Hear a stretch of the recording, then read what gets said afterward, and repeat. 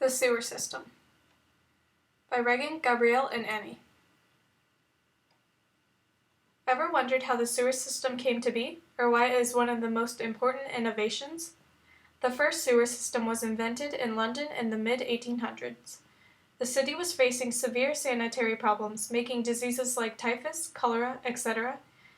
The main people who saw the harm were Joseph Bazalgette and Dr. John Snow, because they made the connection between the filth and the diseases that were spreading, and saw that a change was needed. Joseph Bazalgette had to overcome the board, the press, and the collapsing of the first sewer system. The prerequisites for the adopting of the sewer system in the modern city can be broken down into three categories: needs, resources, and values. City dwellers who began constructing the sewers and incorporating them into modern cities had to fulfill a fundamental need in order to adopt this innovation.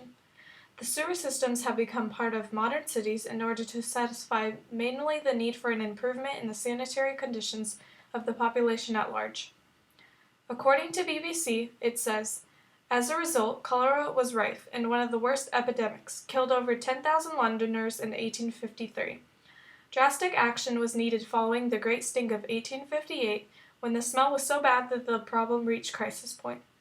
The government called in top engineer, Joseph Bazalgette, to create an underground complex of sewers. Also, according to crossness.org, it states, following this, the new Poor Law Commission under Edwin Chadwick, the great social reformer, published its report on the sanitary condition of the laboring population of Great Britain in 1842, which identified the source of the diseases as contaminated drinking water. The need of an improvement in sanitary conditions of the population at large led to the adopting of sewer systems. Because cholera is a waterborne disease, so the dirty water would mix in with the clean drinking water, making people get sick. This big epidemic caused the Great Stink, because the sanitary system was so bad.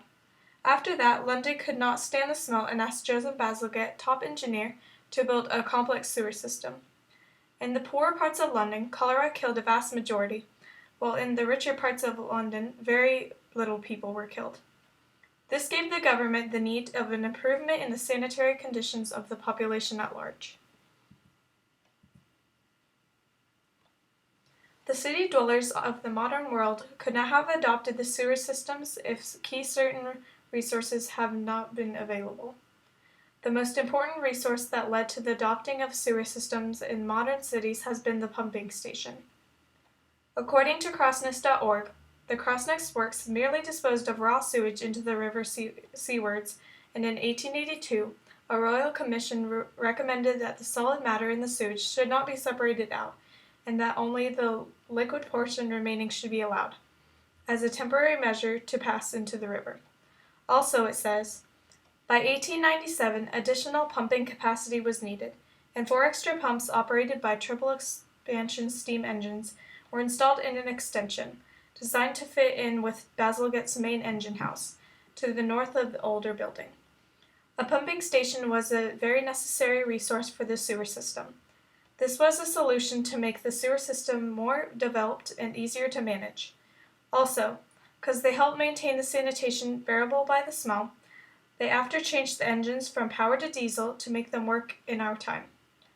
Although it helped that much during the 18th century, nowadays our world is much more developed, so people have to work on the sewers so it can work in our day.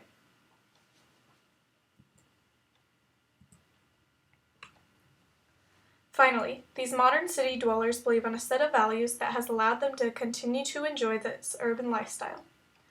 The most important value that led to the adopting of sewer systems was the value of health. According to crossness.org, in 1847, the newly formed Metropolitan Commission for Sewers published a survey of London's sanitary arrangement above and below ground, but there was still no unified authority created. Amongst other results of this survey was the banning of the use of London's cesspits and the provision of flushing devices into the sewers which carried their contents, untreated, into the Thames. Since drinking water continued to be extracted from the Thames, now converted into an open sewer, typhoid fever and cholera became the 2 principal scourges of Victorian London. During 1848 to 1849, deaths from cholera in South London reached 1.3 per thousand, as opposed to 0.37 per thousand in the upstream cleaner reaches of the Thames, with the number of deaths reaching some 6,000. Also, according to BBC, work started on this ambitious enterprise in 1859 was virtually complete by 1868, a major achievement for its time. Bazalgette drove himself to the limits in releasing his subterranean dream. These excerpts show that people valued health, because many people went through a lot to make the sewers happen and to pass sanitation laws, because they wanted to be healthy and they value health. Thank you for your attention.